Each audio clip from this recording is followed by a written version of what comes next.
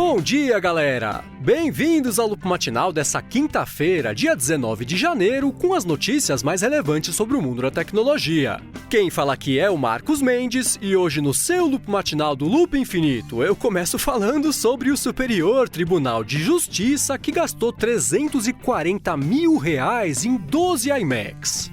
Eles fizeram uma licitação com as especificações mínimas dos computadores que eles precisariam comprar e a cara de pau foi tanta que, essencialmente, o documento trouxe uma cópia das specs técnicas desses iMacs, incluindo até a contratação da garantia estendida do AppleCare. O documento cita o AppleCare.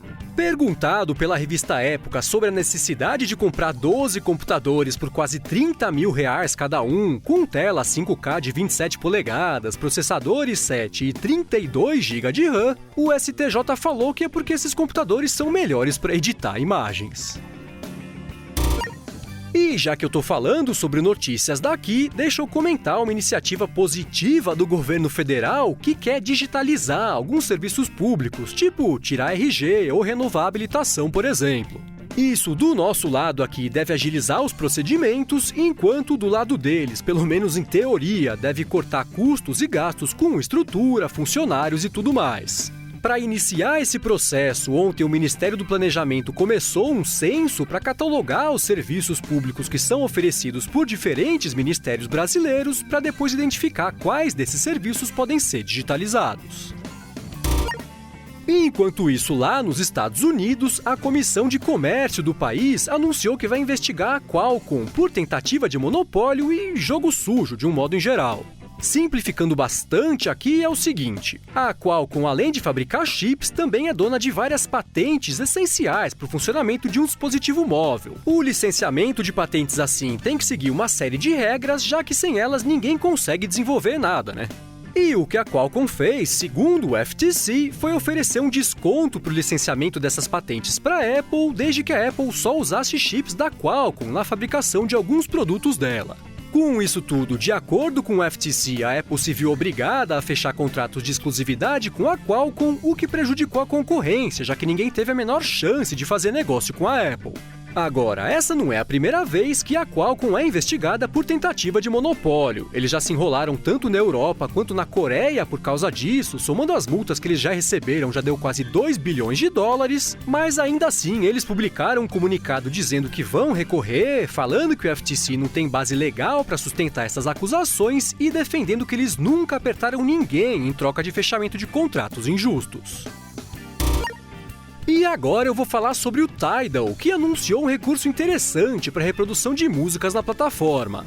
A partir de agora, a galera vai ter a possibilidade de mexer na duração e na batida das músicas que estiverem sendo reproduzidas e vai dar para salvar essas versões editadas em playlists novas ou já existentes. Essa espécie de ferramenta de mixagem do Tidal pode fazer sucesso entre o principal público da plataforma, que é composto basicamente por quem se liga mais em rap, hip hop, R&B e tudo mais, e mostra que o Tidal tem para onde evoluir mesmo não tendo condição de concorrer de igual para igual com o Spotify. Enquanto isso, lá no Canadá, ontem o YouTube liberou para iOS e para Android uma nova área do app destinada a conversas em grupo. Essencialmente, essa área é feita para que o pessoal compartilhe e comente vídeos do YouTube com direito à possibilidade de curtir posts, comentários e tudo mais. Segundo o YouTube, eles decidiram lançar isso só lá no Canadá por enquanto, porque os canadenses compartilham 15% a mais de vídeos do que a média mundial, mas logo isso também deve ser lançado para o resto do mundo, dando para a galera mais uma opção para criar grupos de bate-papo, como se já não tivesse lugar suficiente para a gente fazer isso. Bom, e já que eu falei sobre o YouTube, deixa eu falar sobre o Google, que atualizou o app de buscas da empresa para Android e implementou um recurso interessante. A partir de agora, quando alguém quiser pesquisar alguma coisa, mas estiver sem internet por qualquer motivo, o app vai guardar aquela pesquisa na memória e vai fazer aquela busca sozinho depois, quando o telefone se conectar à internet. Uma vez com os resultados prontos, o app vai mostrar uma notificação para o usuário e aí vai ser só a pessoa tocar na notificação para abrir a lista de links, como se ela tivesse feito a busca naquela hora. Ainda sobre o Google, ontem eles anunciaram a compra da plataforma Fabric, que era do Twitter, e é uma espécie de suíte de programas e serviços voltada para desenvolvedores. Hoje, a Fabric atende mais de 580 mil desenvolvedores, donos de apps usados por mais de 2 bilhões e meio de pessoas, e nem o Twitter e nem o Google quiseram comentar quanto foi que essa venda custou. Agora vamos falar sobre o Windows 10. Quem escuta o Loop Matinal sabe que a Microsoft está se preparando para lançar uma atualização do sistema conhecida como Creators Update, e fuçando nos códigos de uma versão interna de testes, o pessoal lá do site Microsoft Power User achou uma informação interessante. Eles disseram ter encontrado referências a uma loja de e-books que deve chegar para concorrer com as lojas de livros da Amazon, do Google e da Apple. Eles comentaram que vai dar para ler os livros comprados pela Windows Store direto lá no Microsoft Edge, e chegaram até a publicar uns screenshots dessa loja de livros no link que eu deixei aqui na descrição.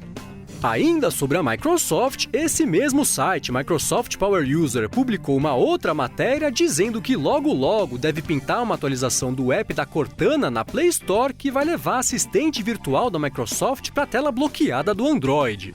Essa atualização vai dar a opção da galera adicionar um atalho da Cortana lá na tela bloqueada, e aí vai ser só arrastar esse logo da Cortana para o lado para já ativar o painel da assistente sem ter que destravar o aparelho. Dia desses, na segunda, eu comentei aqui que a promotoria da Coreia do Sul tinha recomendado a prisão do presidente da Samsung por suspeita de envolvimento naquele escândalo político que afastou o presidente do país. Mas ontem a Corte de Seul decidiu se opor à recomendação da promotoria. Depois de ter passado 22 horas prestando esclarecimentos, ele virou à noite lá. O presidente da Samsung foi liberado ontem e a Corte disse que acredita que dá para seguir com as investigações sem que a prisão dele seja decretada. Agora eu vou falar sobre a Apple, que lançou ontem novas versões do Logic Pro 10 para macOS e do GarageBand para iOS, e dentre outras coisas agora dá para adicionar faixas a um projeto do Logic direto do GarageBand do iOS, o que é uma integração bem legal entre os dois apps e as duas plataformas. Além disso, os dois programas ganharam melhorias e novas funcionalidades. O Logic, por exemplo, ganhou compatibilidade com a Touch Bar do novo MacBook Pro, e vale dar uma olhada nisso caso você seja produtor de som. Ainda sobre a Apple, ontem apareceu mais um capítulo da novela envolvendo a empresa e a Índia. Quem escuta o Loop Matinal sabe que a Índia está tentando convencer a Apple a produzir iPhones por lá em troca da permissão da Apple abrir lojas no país. Para fazer isso, a Apple pediu uma série de incentivos que, num primeiro momento, a Índia disse que não ia dar porque não ia oferecer benefícios só para uma empresa, mas parece que a coisa está mudando. Tudo indica que a Índia esteja preparando uma nova medida que vai conceder benefícios para quem investir a partir de $1 bilhão no país, o que parece que é um compromisso que a Apple já está disposta a assumir. Saindo da Índia e indo para a China, ontem apareceu uma matéria dizendo que a Foxconn deve montar uma fábrica do lado do Centro de Pesquisa e Desenvolvimento que a Apple está montando em Shenzhen. Com isso, a Foxconn espera conseguir ajudar na fabricação de protótipos dos próximos produtos da Apple, o que a galera que vive de rumor vai adorar, porque, imagina o tanto de informação que vai vazar dali. E por último, sobre a Apple, ontem um ex-engenheiro da companhia chamado Bob Burrow fez uma série de comentários sobre o Tim Cook, dizendo que desde que ele assumiu o cargo de CEO, a Apple virou uma empresa chata, voltada para operações. Ele disse que o Tim Cook acabou com aquele clima competitivo que tinha antes dentro da empresa, que fazia as divisões tentarem entregar projetos, produtos e soluções melhores do que as outras, e o resultado é um clima calmo demais, que deixou todo mundo acomodado. Ao longo de uma série de tweets, depois de uma entrevista com a CNBC, o Bob Burrow explicou como o Tim Cook mudou o clima competitivo dentro da Apple e, na opinião dele, acabou com a inovação da companhia. Se você quiser ler tudo que ele escreveu e depois comentou, é só pegar os links que eu deixei aqui na descrição.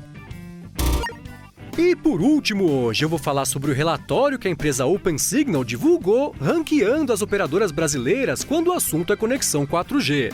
Essencialmente, a OpenSignal constatou que nos últimos 6 meses a Claro ultrapassou a Vivo e agora ocupa o primeiro lugar no quesito velocidade média da conexão, enquanto a Oi ultrapassou a TIM no quesito da latência do sinal. Na verdade, a Claro acabou ficando em primeiro lugar na metade das 6 categorias analisadas pela OpenSignal, o que é um cenário bem diferente de julho do ano passado, quando a Vivo levou a melhor em 4 desses 6 quesitos analisados. Aliás, a título de informação, dessa vez a Vivo não se destacou em nenhum dos testes feitos pela OpenSignal.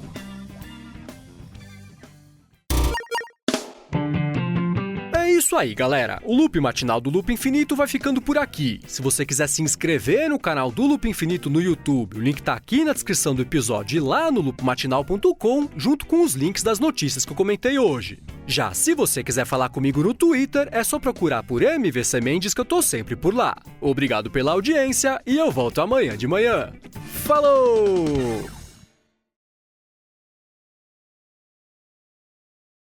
Na duração e na batida das músicas que eles estiverem sendo reproduzidas. Bonito. Além disso, os dois programas ganharam novas funcionalidades e melhorias. Constatou que nos últimos 6 meses a Claro roubou... Eles não roubaram, né? Eles ultrapassaram. Roubar é feio.